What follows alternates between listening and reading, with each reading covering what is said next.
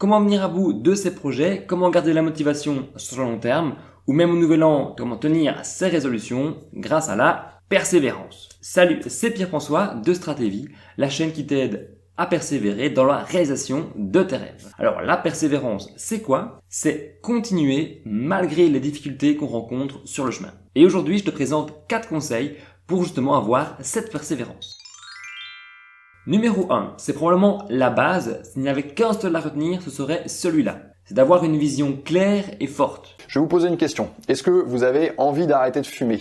Ou est-ce que vous avez envie de vous mettre au sport si vous ne fumez pas? Si je vous dis par exemple, est-ce que vous êtes prêt à arrêter de fumer? Il y a beaucoup de personnes qui vont dire non, je suis pas prêt. Est-ce que vous êtes prêt à vous mettre au sport et aller faire 1 heure de sport tous les matins de 6 à 7?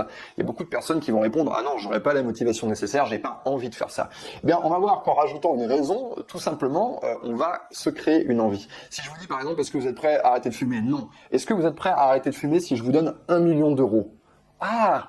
Peut-être que maintenant je suis prêt à arrêter de fumer. Vous voyez, on a rajouté une raison très très forte et du coup, automatiquement, ça va être beaucoup plus facile de passer à l'action. Donc vous, le travail que vous allez devoir faire, c'est un travail sur les raisons. Vous allez devoir essayer d'enrichir vos raisons, essayer de les renforcer, essayer de leur donner plus de poids.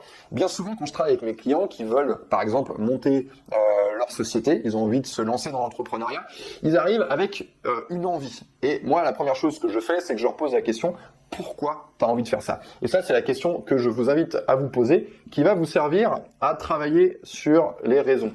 Pourquoi j'ai envie de monter ma boîte? Pourquoi j'ai envie d'arrêter de fumer? Pourquoi j'ai envie de me mettre au sport? Et j'ai remarqué une chose, c'est que généralement, les gens n'ont pas la réponse à cette question, ou alors ils ont un tout petit élément de réponse. Pourquoi tu as envie de monter ta boîte? Parce que j'ai envie d'être indépendant.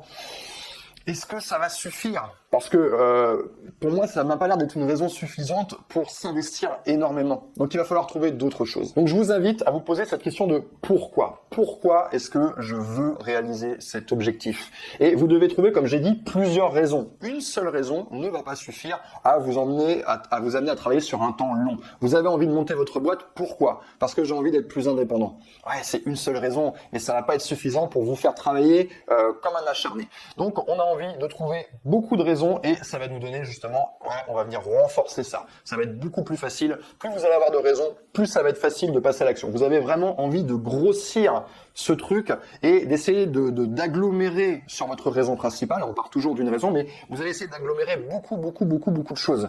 Plus ça va avoir de poids, plus vous allez avoir de chances de réussir. Numéro 2. Une fois cette étape d'avoir la vision claire, c'est d'avoir, comme pour escalader une montagne, d'y aller pas par pas, c'est de découper cette vision étape par étape, sous-projet par sous-projet. Je rajouterai même problème par problème, être focus ce sur quoi tu es en train de travailler et surtout y prendre plaisir. Vous devez déjà découper l'objectif. Pour beaucoup de personnes, et je le vois dans le domaine de l'entrepreneuriat, certaines personnes souhaitent devenir directement millionnaires avant de passer par la case indépendant financièrement. Et avant même de commencer par ça, commencer par la case générer des compléments de revenus.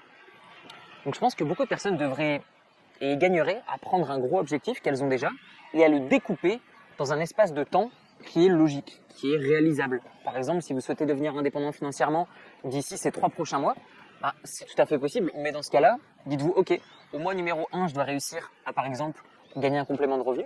Au mois numéro 2, je dois réussir à dépasser mon salaire. Et au mois numéro 3, je dois pouvoir me créer une bonne sécurité financière à l'aide de ma nouvelle activité. Donc si aujourd'hui vous avez un gros objectif, prenez-le, découpez-le en plusieurs étapes et vous allez voir que ça va vous motiver de continuer. Avant de passer à la numéro 3, tu peux t'abonner à Stratévie. Comme je te l'ai dit, c'est la chaîne qui t'aide à persévérer dans la réalisation de tes rêves. Bon, numéro 3, je ne pouvais pas ne pas en parler, la routine et les habitudes. Tu le sais, la persévérance, ça passe aussi par la répétition d'actions parfois difficiles. Mais ici, David Laroche, lui, suggère quelque chose pour justement avoir plus facile à persévérer dans ses habitudes. Méditation, sport, lecture et écriture dans un journal. Pourquoi? Parce que beaucoup d'études scientifiques montrent que démarrer par l'une de ces 4 habitudes a tendance naturellement et sans même le vouloir à déclencher de nouvelles habitudes saines et constructives pour soi. Ça veut dire quoi? C'est que souvent une personne qui se met à faire du sport, naturellement elle a envie du coup de mieux s'habiller, naturellement elle a envie d'apprendre à mieux communiquer. Une personne qui se met à méditer, elle a d'un coup envie de mieux s'alimenter. Une personne qui s'alimente mieux, elle a envie de faire du sport ou vice versa. On s'est rendu compte que ces 4 habitudes, quand tu démarres par celle-ci, tu as envie de faire d'autres choses. Et donc des fois, le secret, c'est de mettre de côté un peu ton projet, démarrer par l'une de ces 4 habitudes et ça va créer un cercle vertueux où tu vas avoir la patate.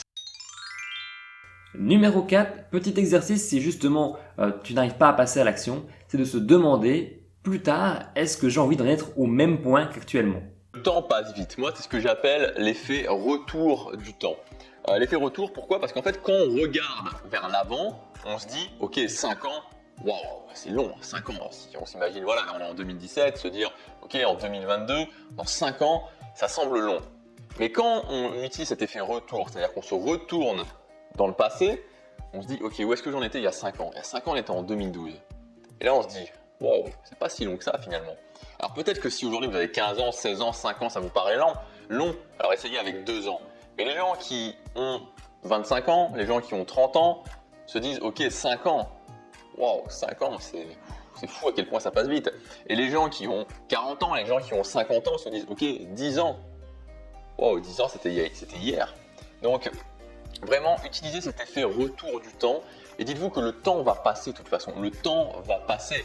Donc, est-ce que vous voulez, dans 2 ans, dans 5 ans, en être au même point? Ou est-ce que vous voulez vous dire, ok, je vais investir ce temps pour mes objectifs, je vais me battre au quotidien pour mes objectifs. Peut-être que je ne vais pas y arriver. Il y a toujours une chance de ne pas y arriver. Mais au moins, je me serais dit, ok, je me suis lancé dedans, je l'ai fait. Et j'aurais pas cette frustration de me dire, le temps passe et je fais rien pour.